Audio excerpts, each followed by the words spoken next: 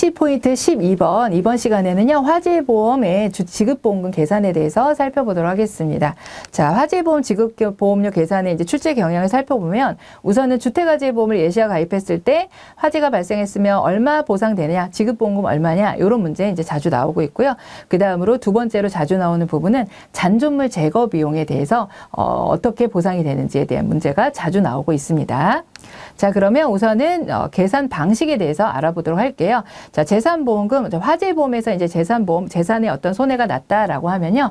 우선은 주택이냐, 일반이냐, 공장이냐에 따라서 좀 달라질 수가 있습니다. 근데 주택화재 같은 경우는요, 80% 이상 가입하면 실손보상한다라고 했었죠. 그렇기 때문에 보험 가액의 80% 이상을 가입했다라고 하면 손해액 전액을 보상이 됩니다. 그런데 만약에 그보다 덜 가입했다, 그러니까 가액의 80% 미만을 가입했다, 일부보험인 거죠. 그랬을 때는 손해액 곱하기, 자, 공식이 있습니다. 보험 가액 곱하기 80% 분의 보험 가입 금액입니다. 그래서 이 공식에 따라서 우리가 일부보험인 경우에는 보상이 된다라고 보시면 되겠고요.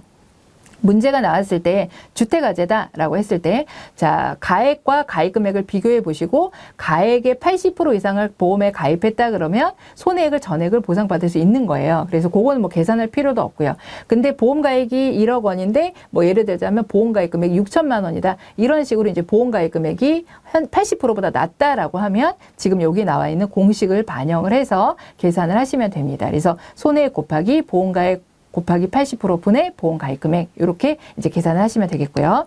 자, 그 다음에 잔존물 제거 비용. 그러니까 각종 이제 재산 손해도 그렇고, 우리가 화재보험에 보상받는 게 재산 손해, 비용 손해도 보상이 가능하다고 했잖아요. 그러면 이제 비용 손해는 어떻게 계산하냐? 재산 손해는 앞선의 방식대로 계산하면 된다고 했으니까요. 그런데 비용 손해도요, 똑같은 방식으로 계산을 합니다. 근데 이제 여기서 주의할 게 뭐가 있냐면 잔존물 제거 비용이에요. 그래서 잔존물 제거 비용은, 자, 재산 손해액의 10%를 한도로 합니다. 그래서 예를 들어 타버린 금액이 화재 손해액이나 재산 손해액이나 같은 말이거든요. 그래서 화재 손해액이 예를 들어서 7천만 원이에요. 그러면 7천만 원의 10%니까 700만 원까지만 보상이 가능한 거죠. 잔존물 제거 한도가. 예를 들어서 잔존물 제거비 500 나왔어요. 근데 한도가 700입니다. 그럼 여러분 얼마 물어줄까요? 500이 보상이 나가는 거예요. 실손 보상 되는 거니까. 근데 만약에 잔존물 제거비용이 1000만 원 나왔어요. 근데 한도가 700입니다. 그러면 얼마 나갈까요? 그때는 700만 원까지만 나가면 한도를 넘어선 거는 이제 보상이 안 되는 거죠. 그래서 잔존물 제거 비용이 시험 문제 잘 나오는 건 바로 요것 때문에 그래요. 재산 손해액의 10%를 한도로 한다. 한도가 넘는지 안 넘는지를 체크하는 문제가 잘 나오는 거죠. 그래서 예를 들어서 볼까요? 예를 들어 건물이 3천만 원입니다. 근데 재산 손해가 나가지고요, 2천만 원의 피해가 났어요. 그럼 여러분 잔존물 제거 비용 한도는 얼마일까요? 건물이 3천만 원짜리라는 건 의미가 없습니다. 화재 손해가 2천 났잖아요. 2천 곱하기 10% 하면은 바로 200만 원이 이제 잔존물 제거 비용이 한도가 되는 것이죠. 이런 식으로 이제 시험제 나온다라고 보시면 되겠고요.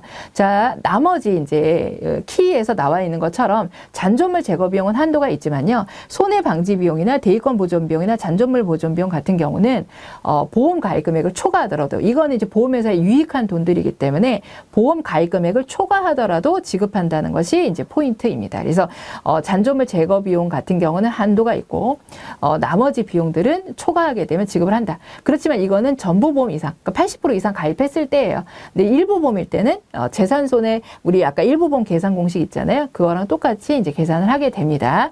자, 그리고 포인트 또 하나 기억해 주셔야 될 게 잔존물 제거 비용에서요, 재산 손해 보험금과 잔존물 제거 비용을 합쳐 가지고는요, 보험 가입 금액을 넘지 못하도록 돼 있어요.